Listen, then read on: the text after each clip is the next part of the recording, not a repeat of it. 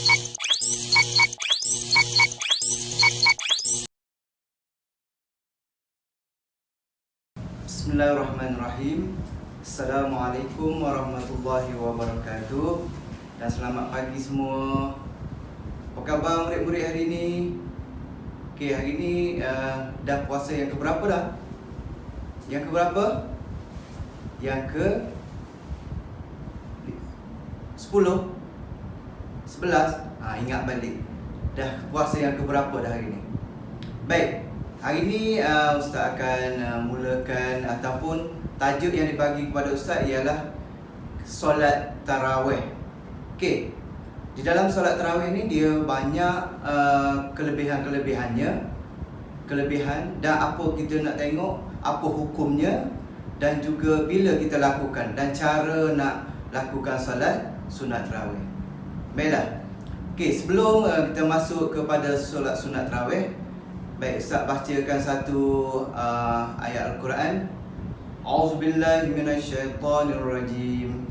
Bismillahirrahmanirrahim.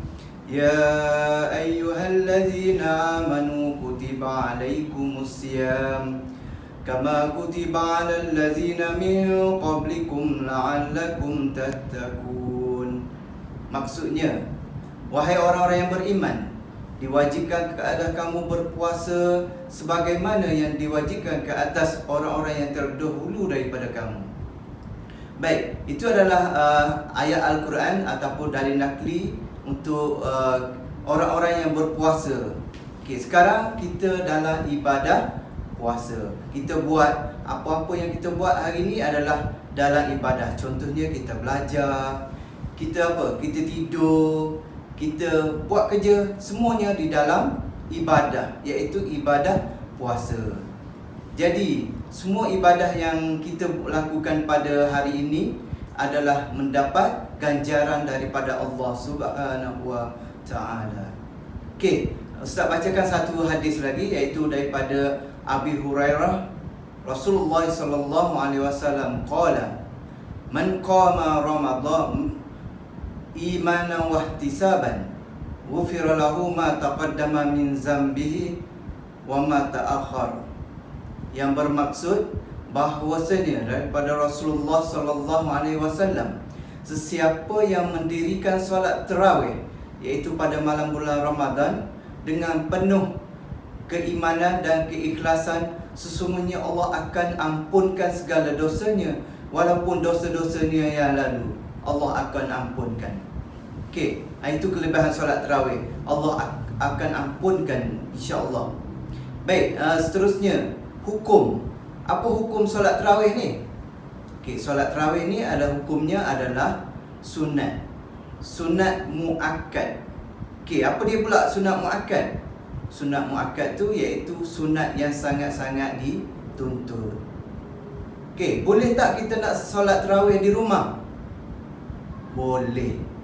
Kenapa boleh? Sebab solat tarawih tidak diwajibkan di masjid, tidak disunatkan di masjid ataupun di surau. Di rumah pun boleh. Kenapa? Sebab kalau kita nak lakukan di masjid, boleh secara berjemaah.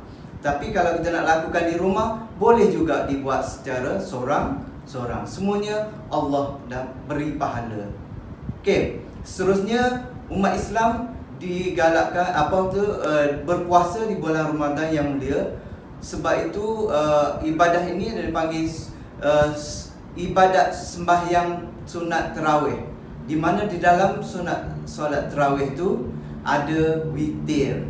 Okey, witir. Apa dia witir? Okey, Ustaz ceritakan sekejap lagi Okey, solat sunat tarawih ni kita lakukan pada waktu malam, iaitu selepas daripada solat ba'diyah, selepas solat isyak.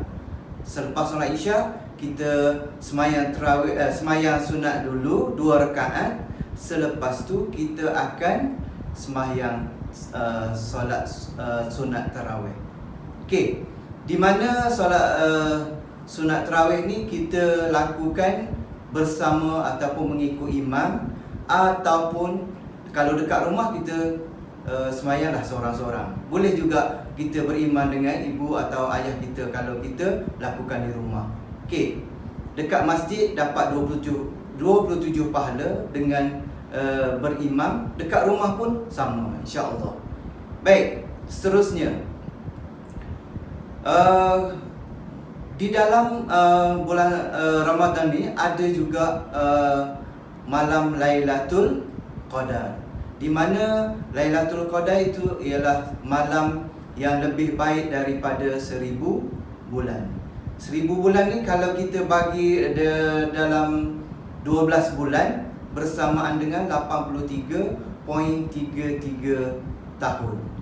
Iaitu kalau kita sekali je semayang, Allah akan gandakan pahalanya lebih kurang 83 tahun. Sama seperti umur kita 83 tahun tu solat. Sebab apa? Allah gandakan. Itu adalah kelebihan dalam bulan Ramadan. Okey, masuk pula dalam sunat tarawih ni.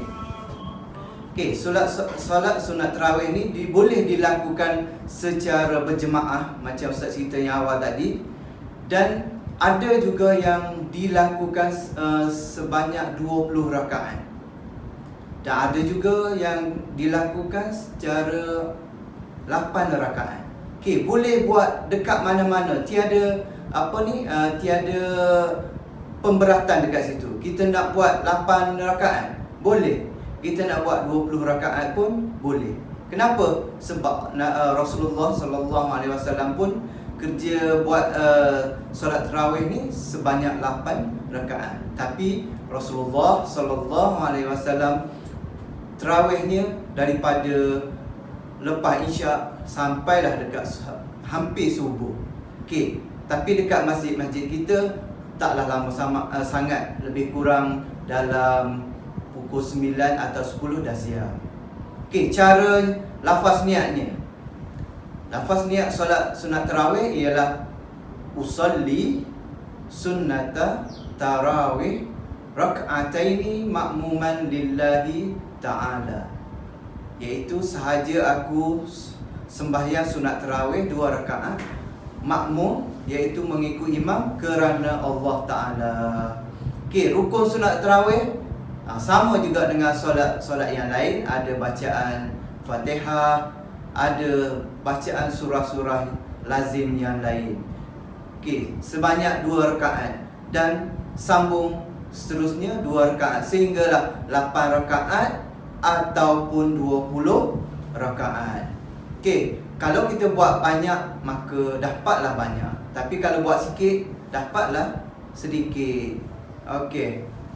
Baik, rasanya itu sahaja untuk hari ini. InsyaAllah kalau diberi kesempatan yang lain, kita sambung lagi tajuk yang seterusnya. Wabillahi taufiq wal hidayah. Wassalamualaikum warahmatullahi wabarakatuh.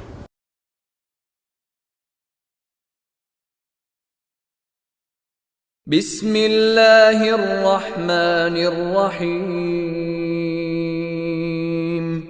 اقرأ باسم ربك الذي خلق خلق الإنسان من علق اقرأ وربك الأكرم الذي علم بالقلم علم الإنسان ما لم يعلم كلا إن الإنسان ليطغى أن رآه استغنى إن إلى ربك الرجعى أرأيت الذي ينهى عبدا إذا صلى أرأيت إن كان على الهدى أو أمر بالتقوى أرأيت إن كذب وتولى ألم يعلم بأن الله يرى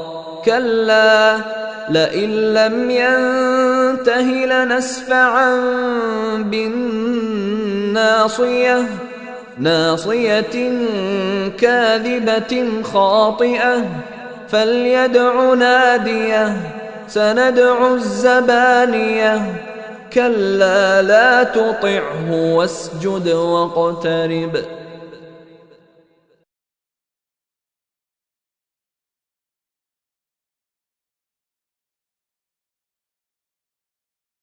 بسم الله الرحمن الرحيم إنا أنزلناه في ليلة القدر وما أدراك ما ليلة القدر ليلة القدر خير من 1000 شهر تنزل الملائكة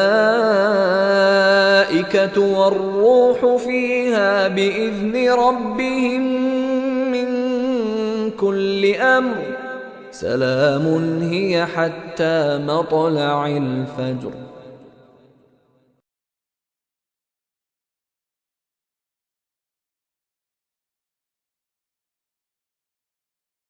بسم الله الرحمن الرحيم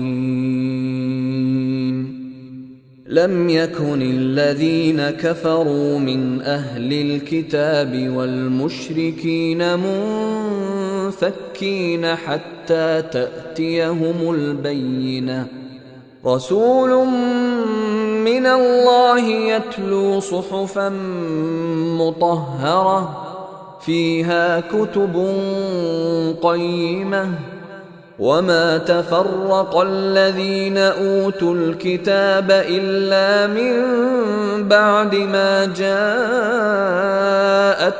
البينة وما أمروا إلا ليعبدوا الله مخلصين له الدين حنفاء ويقيموا الصلاة ويؤتوا الزكاة وذلك دين القيمة إن الذين كفروا من أهل الكتاب والمشركين في نار جهنم خالدين فيها أولئك هم شر البرية إن الذين آمنوا وعملوا الصالحات أولئك هم خير البرية جزاؤهم عند ربهم جنات عدن تجري من تحتها الأنهار خالدين فيها أبدا رضي الله عنهم ورضوا عنه ذلك لمن خشي ربه.